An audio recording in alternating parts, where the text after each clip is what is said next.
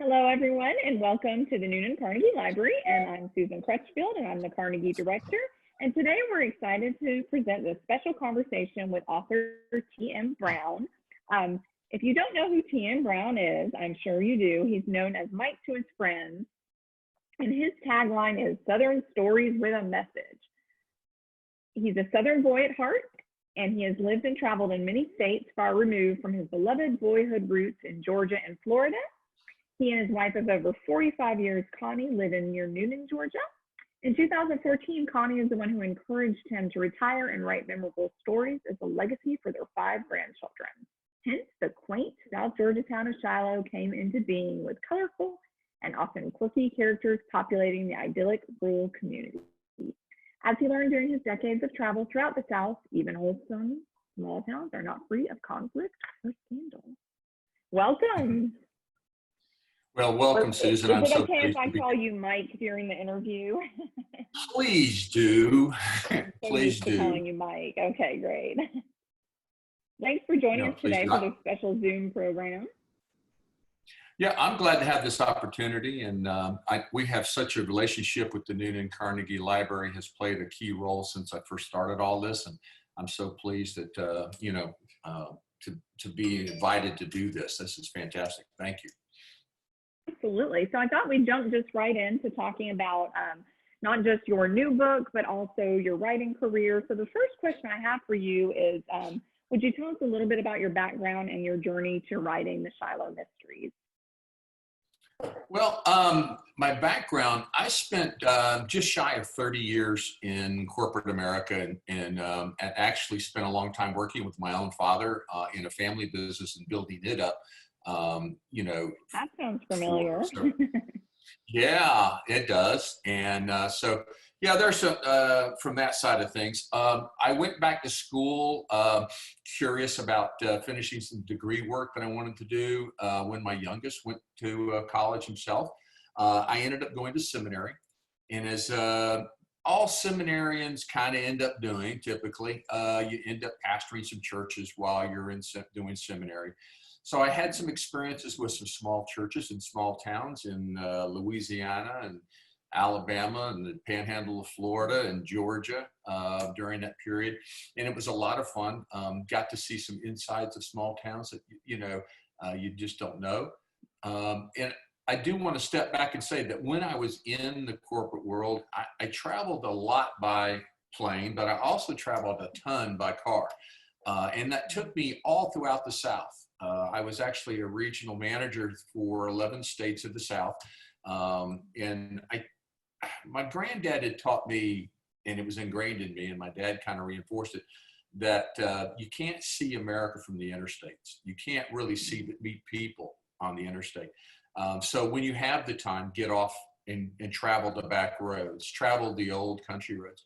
And I used to do that back in the days, long before GPS, grabbing the map and just saying, okay, I'm going to go see, this city, or I'm going to follow this road and see where it takes me.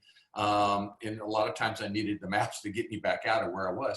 But I enjoyed that. I got to be that, I like to think, a barbecue connoisseur, and I could tell you where the best sweet tea was. To this day, I still say the lowlands of South Carolina, near the coast, is where I have found the sweetest tea that you could literally take a teaspoon, put it in the top of the glass, and it stands up. Your teeth just rattle when you actually drink it. So I learned to, because if you don't say something, that's the only way you get it in the South. It's sweet tea. You have to be an exception. But yeah, so I mean that kind of was what got me started. I had started a devotional online thing when I went into the school system and taught for a number of years. At the end of my career, I found that was a greater ministry for me, getting to meet kids, coaching football, being involved in the sports side of things. I reactivated my fellowship, a Christian athlete background, and got to be the chaplain on campus for a couple of schools. And it kind of set the tone for where I was heading. But it's funny, when we finally moved, my wife and I moved to Noonan, Georgia. Well, I guess it's been just over 10 years ago. we first moved here because of our younger son and his family. And about a year and a half, 2 years after we moved here, he said, "Hey, Dad, I got a job offer." And I said, "Okay." And he said, "Well, the good news is it's a lot more money. Bad news is it's in Cincinnati." So I said, "That's good, but we're not following you. We know where I-75 is, and it runs up to Cincinnati." But our older son moved from Panama City at that time to Woodstock. So we still have, our family plays a big role in our lives and in our travel plans.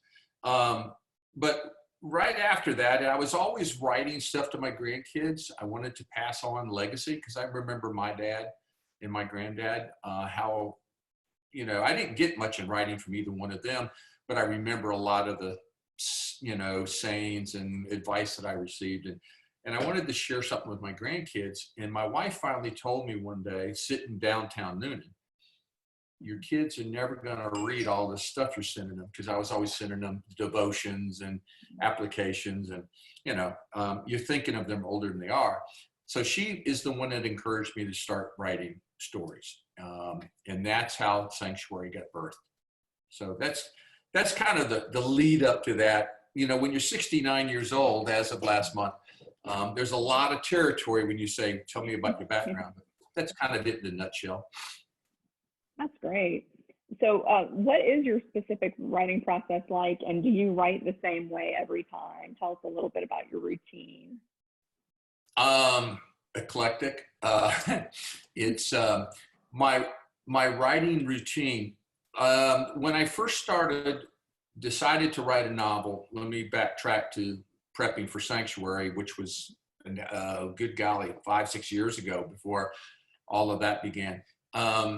I knew I needed to learn a lot because I'm not that MFA. I'm not that Master of Fine Arts. I wasn't the journalism major that my main character is. I'm not that English major. In fact, my biggest arguments with my editor, who I ended up working with, was over where commas went, because I was taught one way, good golly, 50 years ago in high school and in college. And then the Turabian style when I went to seminary is different too. I spent a lot of time learning how, what's involved in writing the stories, and I went to a lot of conferences. So when I started Sanctuary, the first book, I was really more methodical, more committed to just plowing into the story and just writing, because that's what my writing coach suggested. I did work with one from the very beginning, and she became my editor.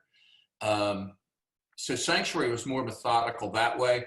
And when it was done, because I wrote that literally by the seat of my pants. I didn't know where the characters were going. I didn't have any clue. I just kept writing the story. And then Carrie Scare, who is my writing coach and editor now, and Carrie's tremendous, she helped me carve it back down to something that was marketable and to make the story tighter. So Sanctuary was, I learned a lot through the process, but I did it the hard way. But it ended up being the best of the 3 books in my mind as far as favorites, because I got to know my characters so well. I researched the Dickens out of them. I'm old fashioned, so things are written down everywhere, even though I've got copies on my computer.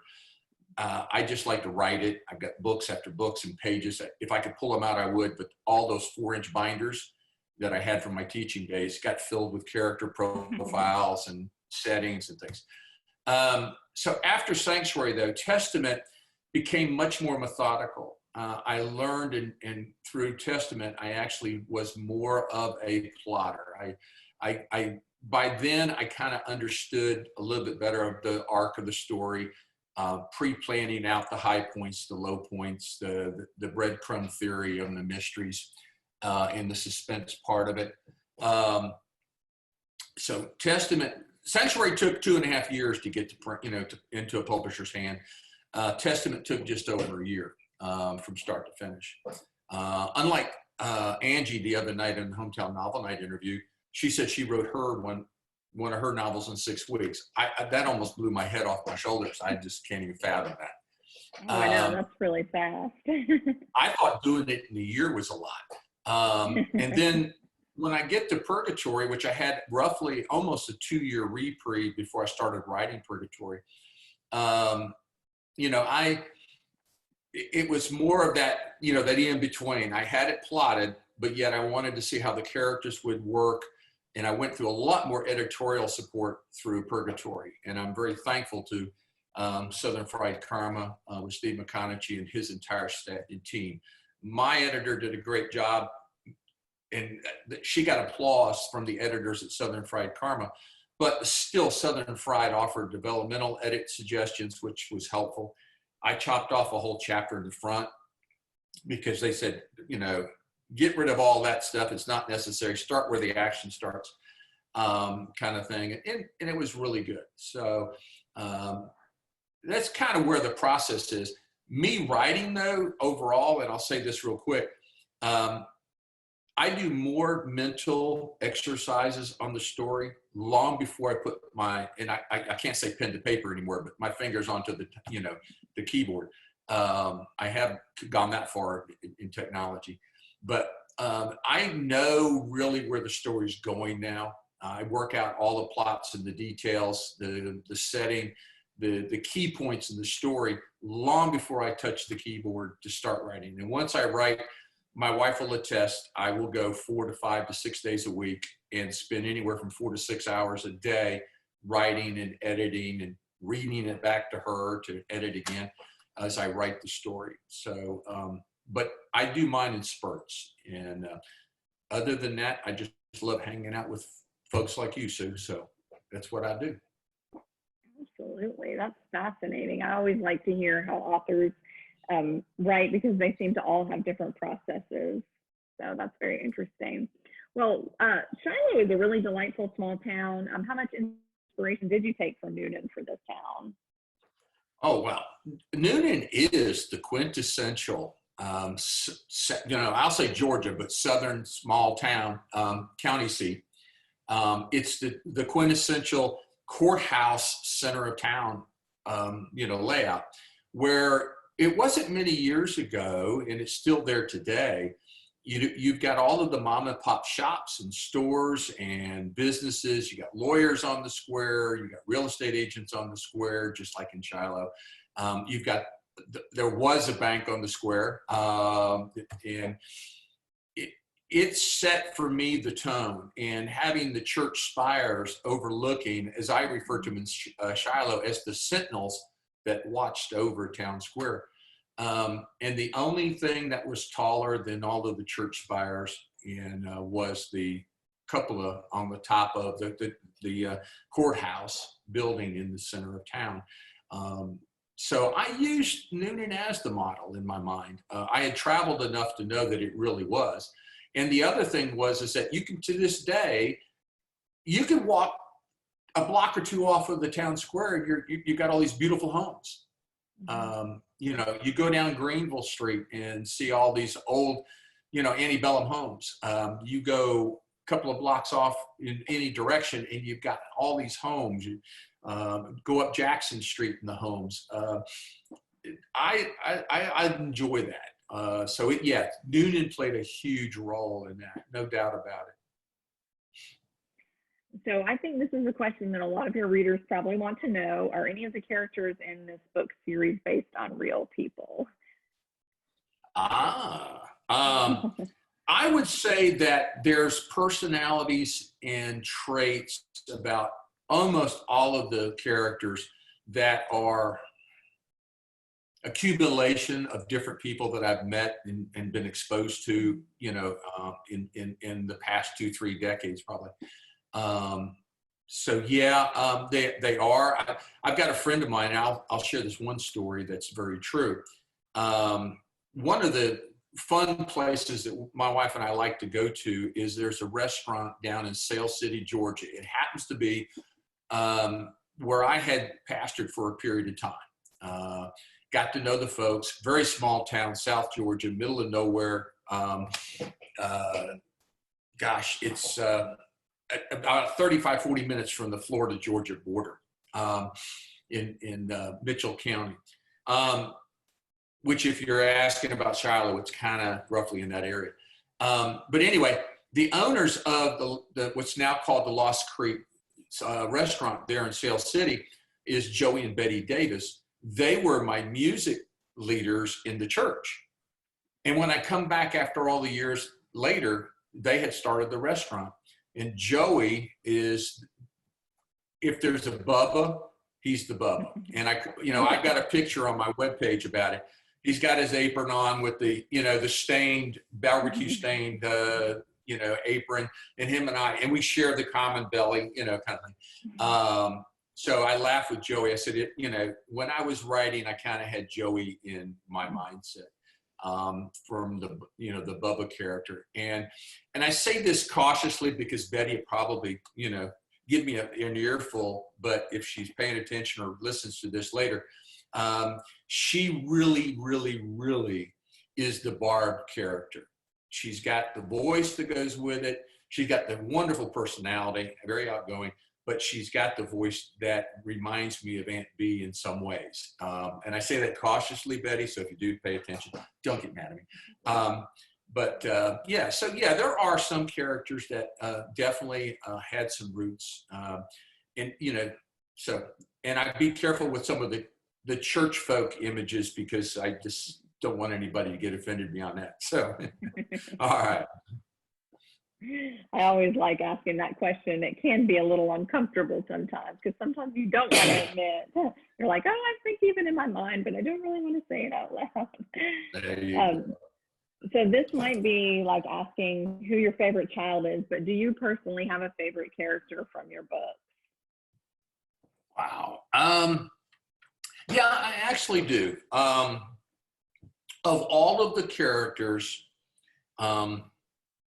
my favorite character, and when I wrote about him and introduced him in the story and moved him through the series, he was my favorite, and that's the redhead Pete character. Pete has a very quirky introduction in the story, working on the farm tractor at Marie Masterson's house, and Theo gets introduced, and he's really cautious about being introduced to this big, burly, young man. And Pete's personality, I had fun writing. I won't say that he represents any particular person I know in the past. He was just really something that came from between my ears, but I just loved the characterization of him because I wanted, as his brother says in in the story, just because he talks that way don't mean he's dumb. He's college educated. He just likes being that way.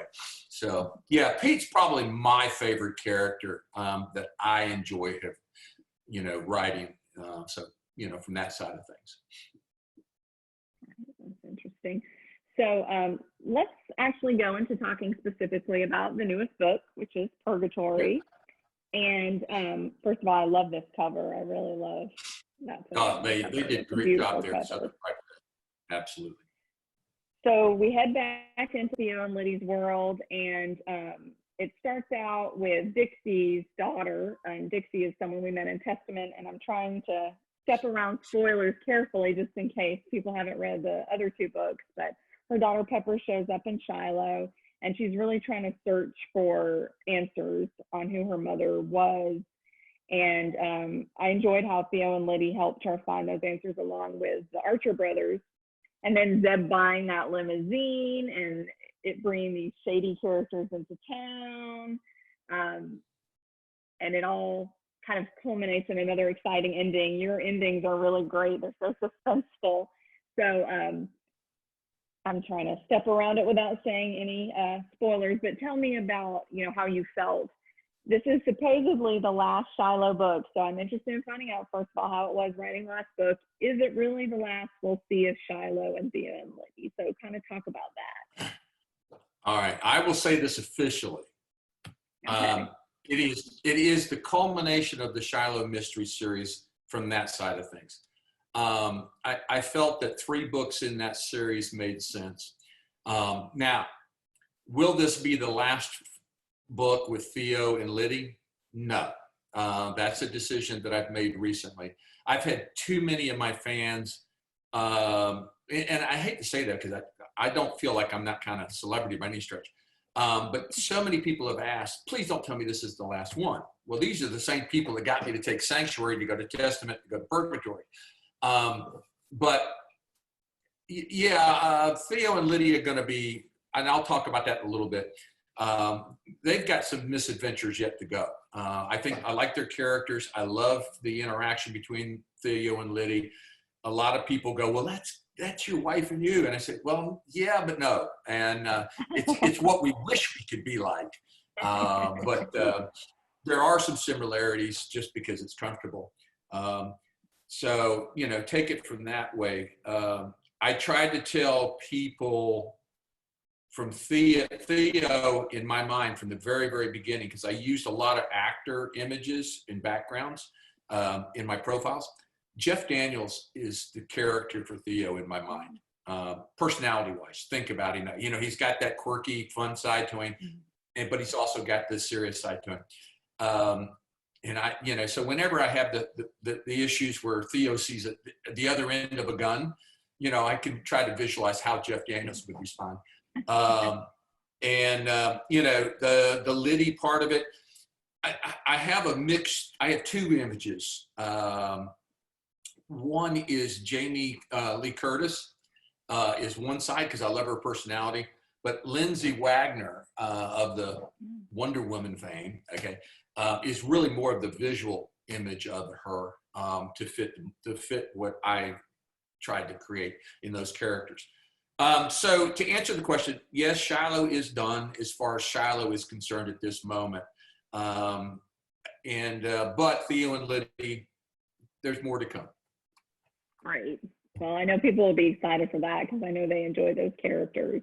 Let's talk a little bit about the food that is in these books. I was starving when I was reading that. You talked so much about barbecue, banana pudding. Oh my God, I'm craving banana pudding. So why did you decide to put so much food in there? Is it because you think of small towns a lot of times as food is an important part of socializing and part of fellowshipping and getting together with people? Is that why you chose to talk about food so much and make me hungry? Well, all of my small town experiences, particularly when I was doing the pastor, you know, guest preaching kind of stuff, always around food. Food was everywhere. You know, when I have the funeral scenes and after the burial, they always have the fellowship. Food is everywhere. While I was writing Sanctuary, matter of fact, my Aunt Bonnie passed away over at Rock Mill, Alabama, outside of Roanoke. And I took my mother there because that was her brother and sister-in-law that passed away. And I just was reminded of all of the food. And I also was about 6 inches bigger in my waist when I used to do that, because every time I turned around, I always had this image. My wife will chuckle with this. We'd go to these cookouts in the fellowship, you know, they had the big buffet line. And the biggest nervous part was that here's the preacher boy going through the buffet line, grabbing food. And you feel like you got people, ladies looking at you, you know, to see what you would pick and what you wouldn't pick, what you would pass over. And I would carry out 50 pounds of food on my plate. I could never eat it all just because I was afraid if I'd be offending somebody.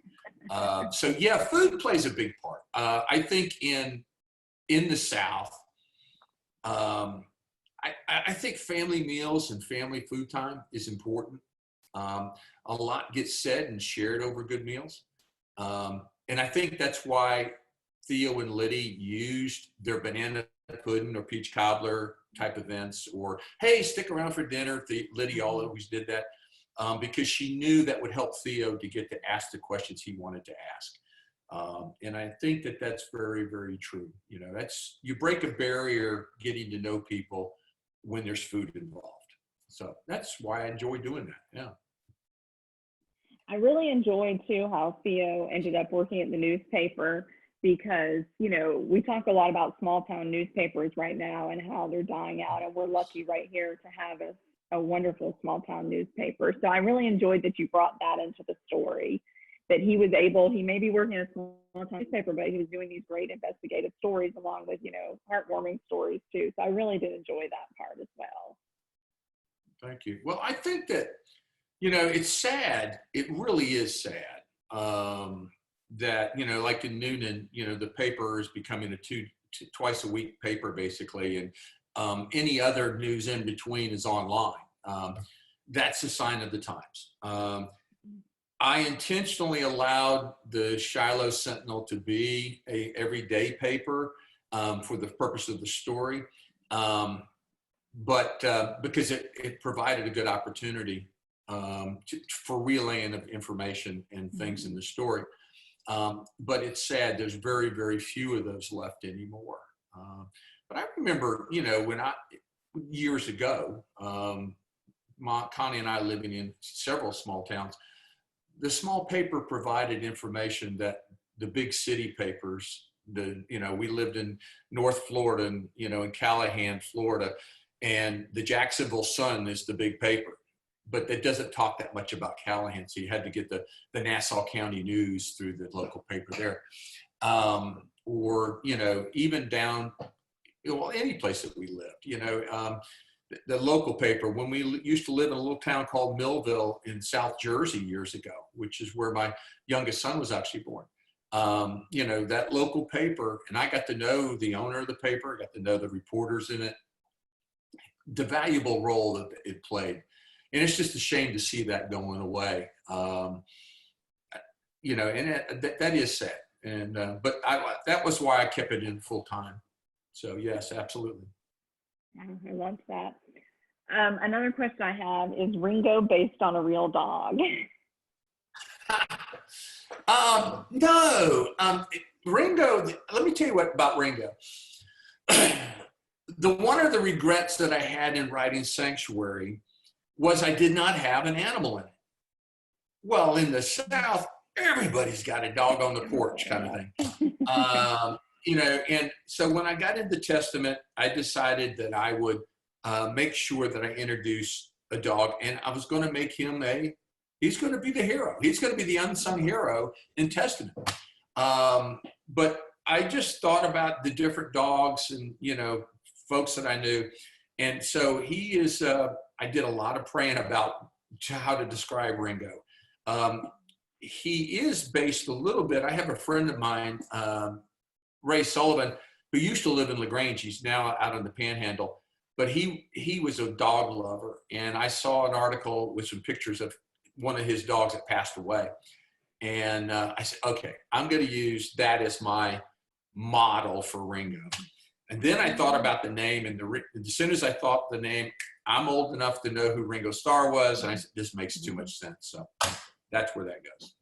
I did wonder if he was named after Ringo Starr. Yeah, well, there's another dog that shows up in Purgatory as a partner dog who also plays somewhat of a hero role. Because I think dogs have a special relationship with their owners in the South, for sure. I agree, for sure.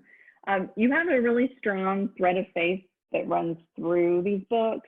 Tell me about how your faith affects your writing and how you choose what to put in your book. First of all, I intentionally wanted this to be a legacy of love stories for my grandkids. We can talk about that later, but they're interjected in the story, but not directly involved in anything that happens necessarily. I wrote with a Christian heart, but I wanted to not make it preachy. I didn't want to try to change anybody's belief systems.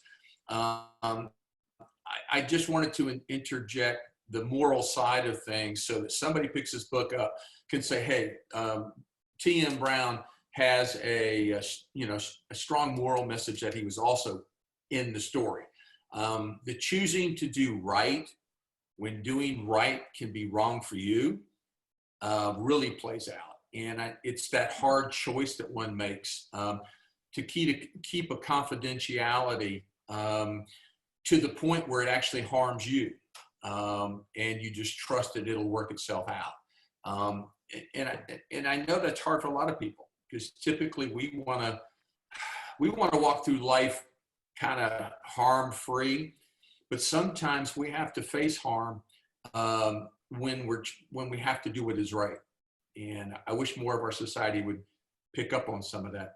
But the good part about the storyline is I did not write it to be a Christian fiction novel. I wrote it from a Christian's heart because of my background, but I did it also from my Fellowship of Christian Athlete background, which is much more ecumenical. When I had kids, high school kids, come into the FCA meetings, we had them of all faiths, all backgrounds, and not always even from a Christian perspective.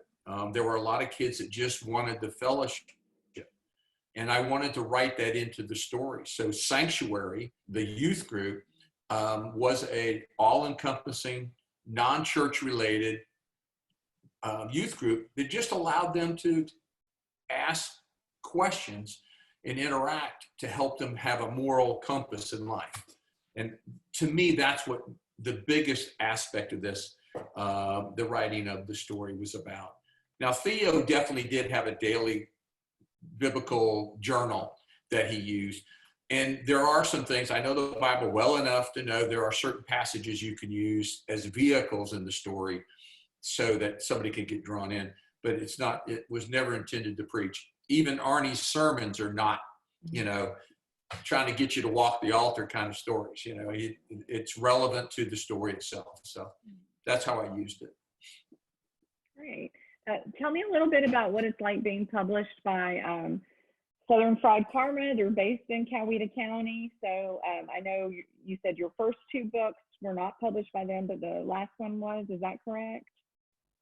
Yeah, what ended up happening there is, long story short, Sanctuary got published by a publisher out of Athens, Georgia.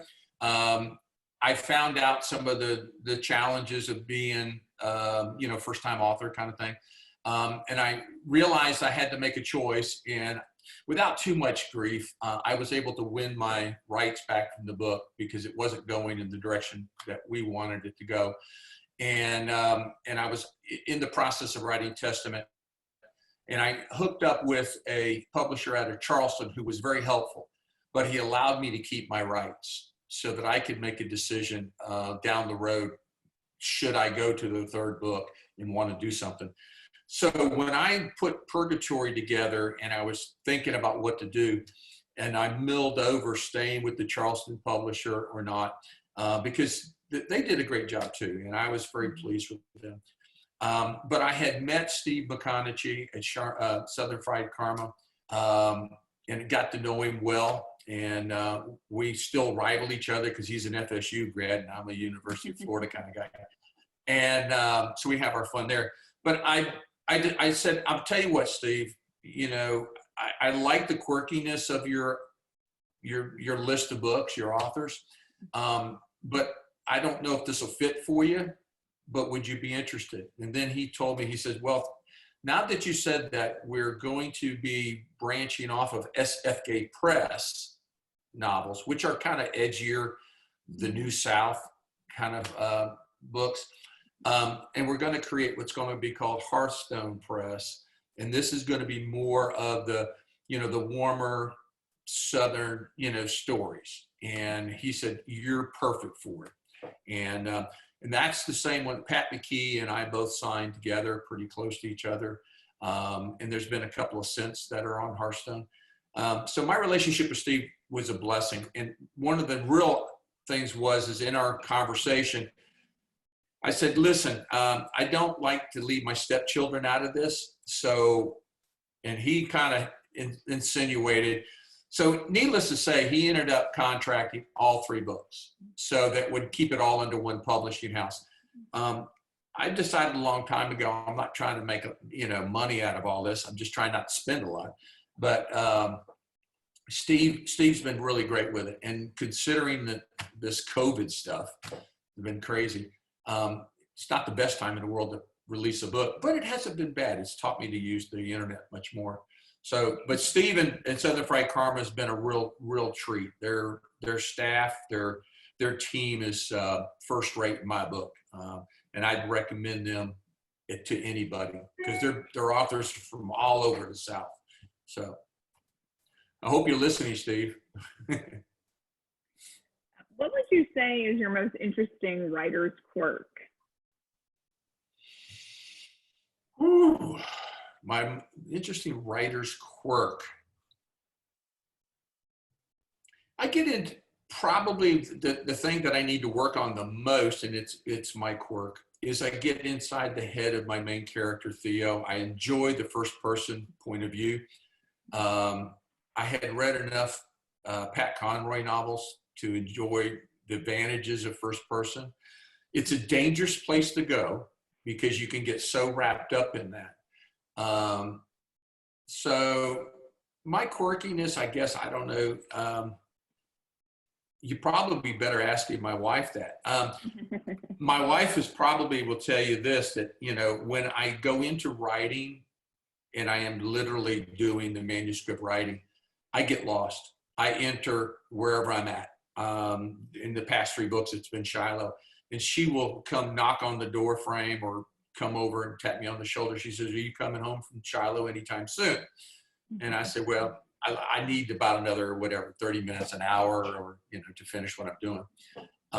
So, you know, I get enthralled in my books.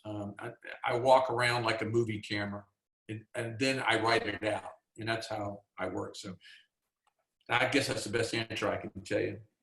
Oh, I love that. That's so interesting. So do you actually picture it in your head, like the setting where you're going to be?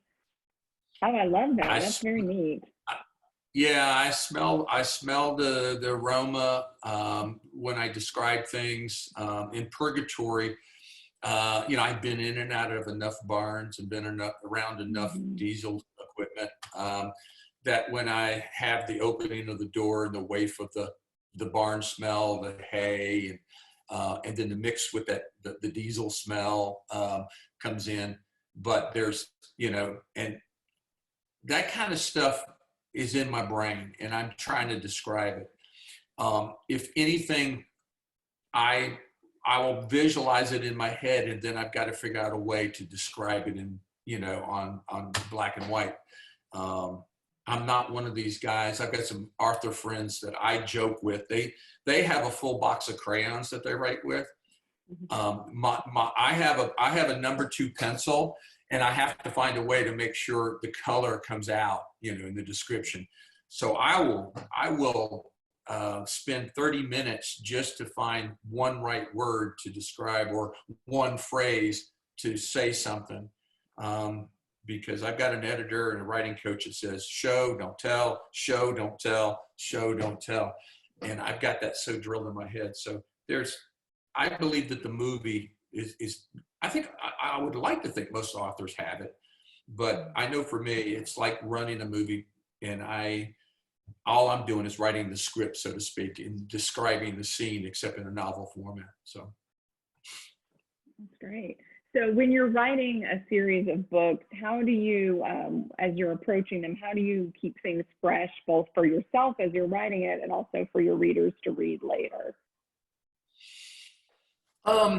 Well, I think the hardest thing in writing a series is keeping consistency, but yet growth happens. Life happens. And I'll take Pete's character. You know, he goes from being a truly Southern boy, grease monkey. He helps his dad with the plumbing in their contracting business, but yet he spends a lot of time with Bree Masterson's farm working on the equipment. He's got his quirky old Ford pickup truck that's 30-something years old that everybody's amazed still runs, but he finds a way to make it run.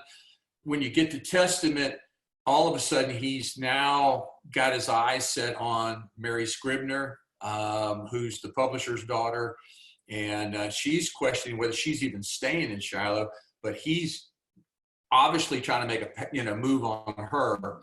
And all of a sudden his old beat up pickup truck ends up with a fresh coat of paint.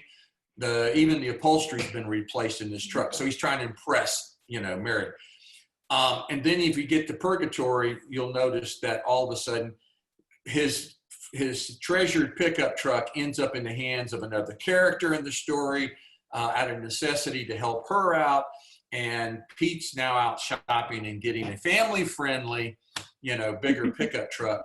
So there's a progression with Pete. And I enjoy doing that part of things. I think that the key is to keep your characters moving, giving them all growth. Folks are going to appreciate, they're going to hate Hank in Sanctuary. They're almost going to feel sorry for him in Testament by the time it's over with. But then they're going to do one of these things in Purgatory where they go, where they see a different side of Hank, that there is hope. No matter how bad you are in your life, the mistakes you've made in life, redemption is possible. And Hank goes through that process of the story.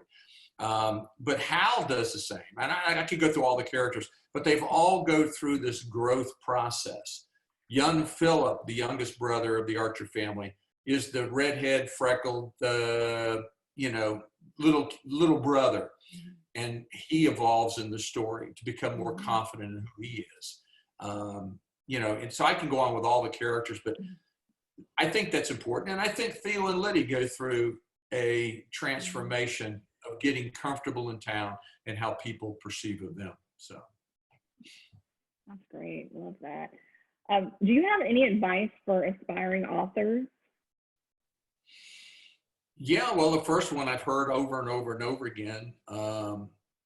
Don't be in a hurry. Don't expect results to just happen.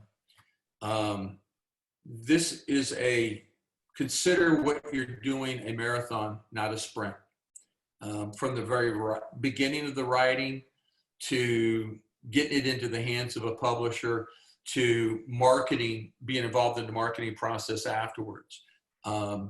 If you write a really, really good story, it ends up with a long tail.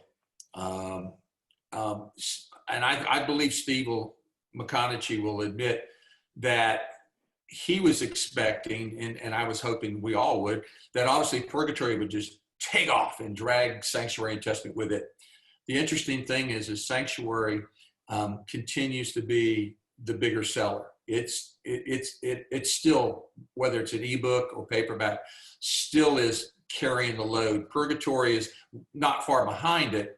And maybe by next year when we get to be able to do more, marketing like we'd like to, they'll catch up. Testament's just going to kind of hang in there, but be patient. There are no shortcuts. And I say this in life. This is not just writing. There are no shortcuts in life. Most shortcuts are nothing but dead ends. You'll regret going down that dark alley.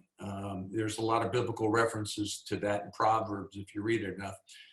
What looks tantalizing and sounds like a wonderful little side trip always has its consequences. Stay focused, stay committed, and invest in writing a really good story. It makes marketing that much easier because people will enjoy it. It took me, and I'm going to be honest enough to tell you, when I finished with Sanctuary and I got it out there, I just felt glad that it got done.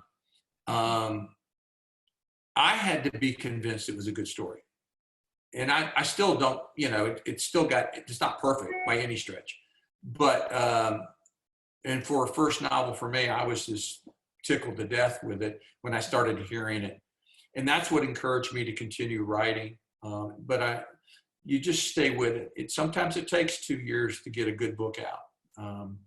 Don't try to do one of the November write a novel thing and expect it to be in press in December. It's not going to happen. So that's my best advice to most authors. So. Okay, great. We've referenced Hometown Novel Nights quite a few times, but let's talk a little bit more about that. For people who don't know what Hometown Novel Nights are, could you just explain what it is and how you decided to come up with that? Because you really needed something on the south side of Atlanta. So just talk a little bit about that. Yeah, and I appreciate you including that. Hometown Novel Nights has grown into something I never expected to, but where it came from was my wife and I joined the Atlanta Writers Club. I was involved in the Georgia Writers Association, the Southeastern Writers Association, which had their annual conference in St. Simon's Island. Everything was going into Atlanta or the north side of Atlanta for all of the author engagements and learning how to do things. And it's where, and I found that to be a little on the arduous side for being on the south side. And I kept wondering, well, why don't we have more down here? I've got to believe there's others like me who are down here that, that are frustrated having to go into Atlanta, or they feel isolated and can't even get involved or don't know any better. So I had the kernel of thought that started Hometown Novel Nights. There was a movement online, and it was Hometown Novel Reads or something like that, that I got involved with. And it was identifying, if you get enough authors together, you could identify your little town. And when I tried to get Noonan identified, they said, no, there's not enough authors. I said, really? Really? So I said, okay. And I had gotten involved with a group, what was called a Novel Idea. And it was a group that was started in Canton, went to one of their author events in Canton. I went to another one in Alpharetta, and then I went to one in Dunwoody. And I said, no, we have got to do something down here like that. So I married the two concepts, and I started to ask around, and I was very fortunate. I ran across Angie Gallion. She's been tremendous since the beginning. She was with me from the very beginning of this. She doesn't like to take credit, but she deserves it. There's so many others that I found that were interested in coming to the South Side. I found out more. I live 5 minutes, and I didn't even know this. This is how ignorant I was of this. I live 5 minutes from the Moreland Louis Guizzard Museum. And I knew of Louis Guizzard, but one is I didn't know about Erskine Caldwell until I was doing some Southern author research and posting that information. And I said, well, gosh, he's from there. And so I go over there and I find out, well, here's Erskine Caldwell's birthplace is on the same grounds in Moreland. So I said, okay, there is something here. And I got involved with the broadleaf writers in Atlanta, and they were looking to have a voice down here. So again, one thing led to another. And I started to realize there are authors down here. A lot are independent, some are aspiring writers at different stages. So we started, saying, okay, well, what if we created this 3-author panel idea, which was something that I kind of figured was a good mix of what I was doing with the novel idea in North Georgia, but smaller. And because I wanted authors also to be able to market themselves. Because if you're going to market a book, I find that most people, once they get to know the author well, will buy into the book. The book itself doesn't always, draw the reader automatically. But once the reader understands who the author is, they're curious enough about the book to look. So we started at Rogers. Well, let me backtrack. I did an experimental effort. There's a friend of mine that I knew, Tim Riordan, who's also a pastor here in Noonan at Sunrise Baptist Church, who writes under Judy Knight, his fiction stories. And so I said, hey, Tim, I want to try an experiment down here. And we went to the Sonoya Coffee shop. It's at the foothill, down at the bottom of the hill in Sonoya. This was October of 2018, 2017, excuse me. And I said, I want to see if this will work. And we filled the place. It was amazing. It blew my, folks came from LaGrange, from Sonoya, Fayetteville, Noonan. I mean, there must have been 40 or 50 people in the restaurant that night. And Tim and I spoke, and I said, okay, if we can do this here, then I think it's impetus to move further. And then that's when we first had our first Hometown Novel Nights meeting. I got invited to utilize the banquet hall at Rogers Barbecue in Hogansville.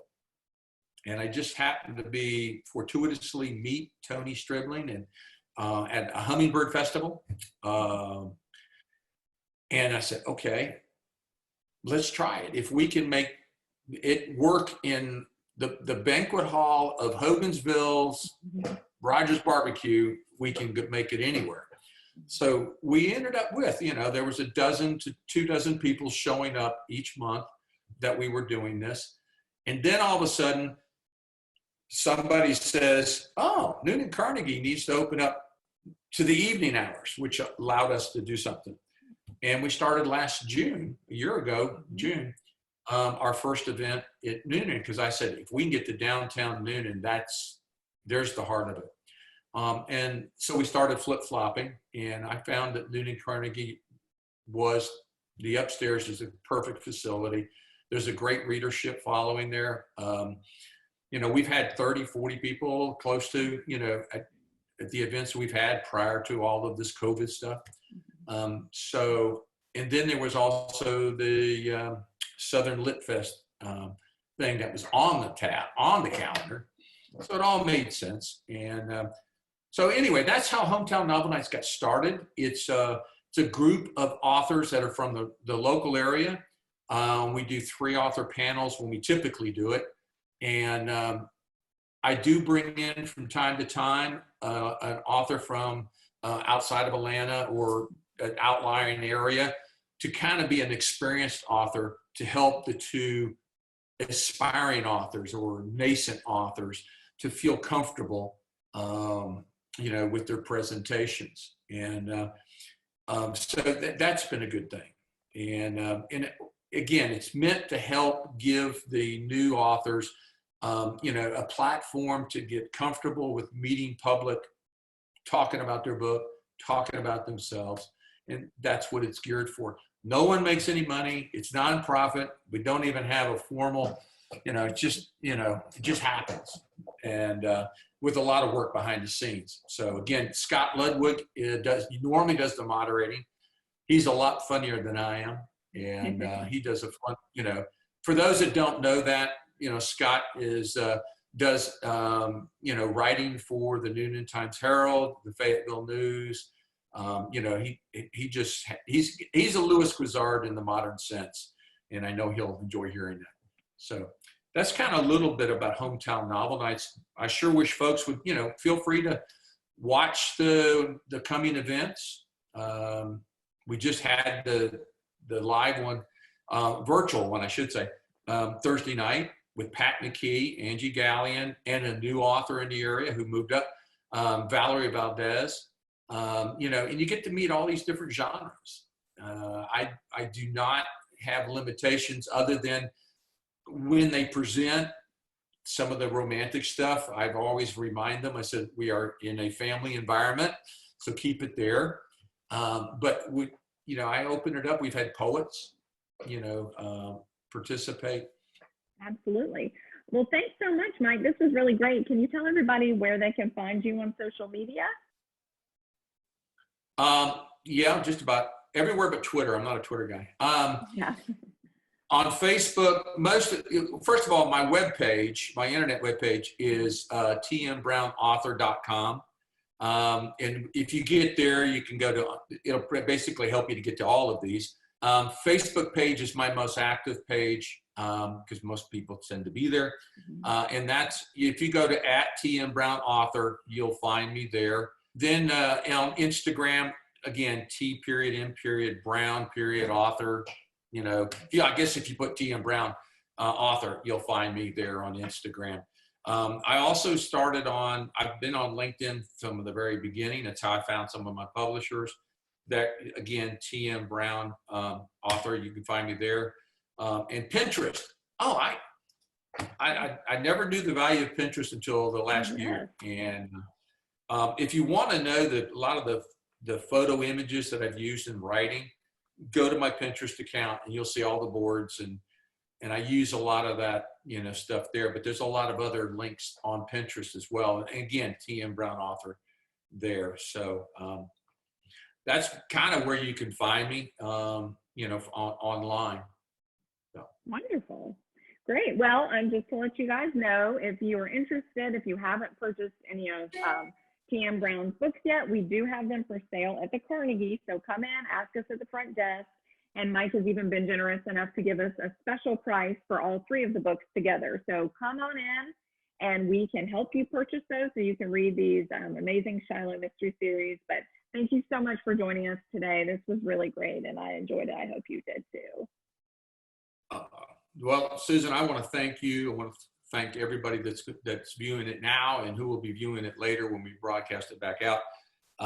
You know, I'm honored that I'm, you know, having the opportunity to be able to be interviewed by you, Susan. That was very impressive. Call it a highlight of my author career so far and for the local area.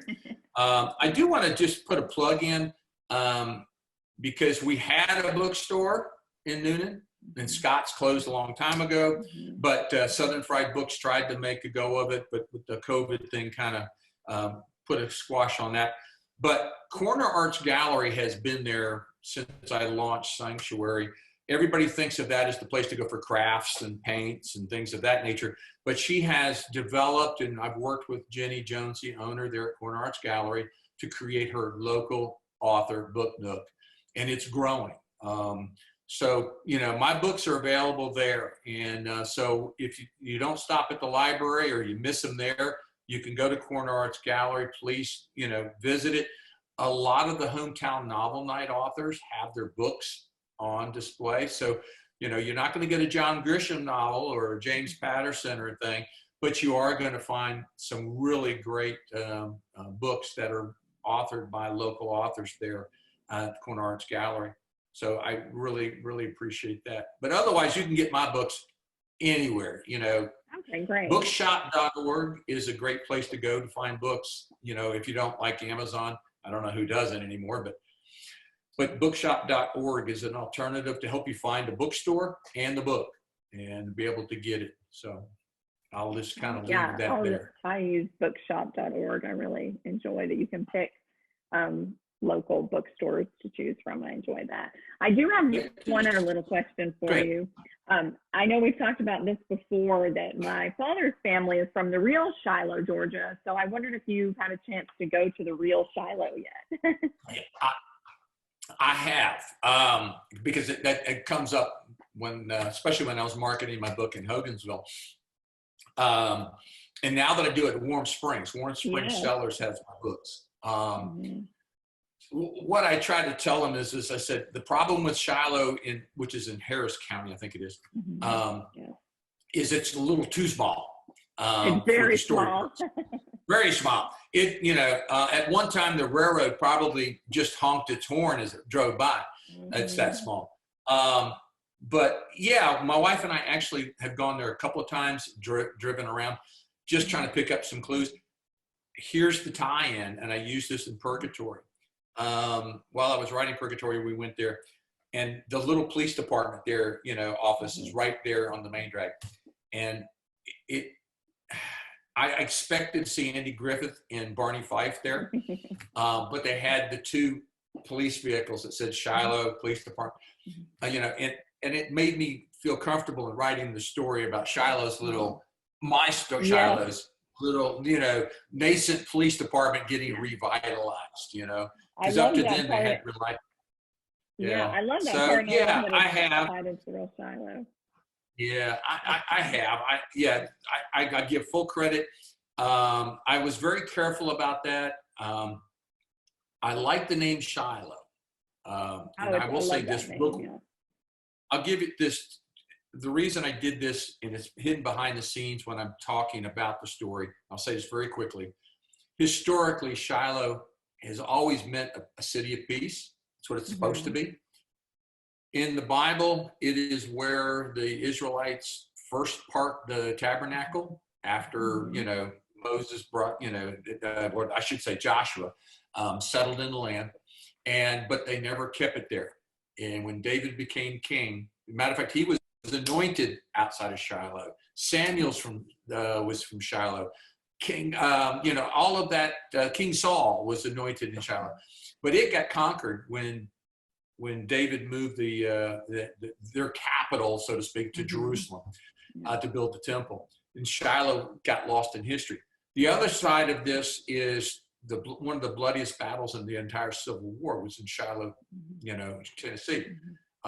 So the undersurface of the name Shiloh is it's never lived up to its wonderful little peaceful.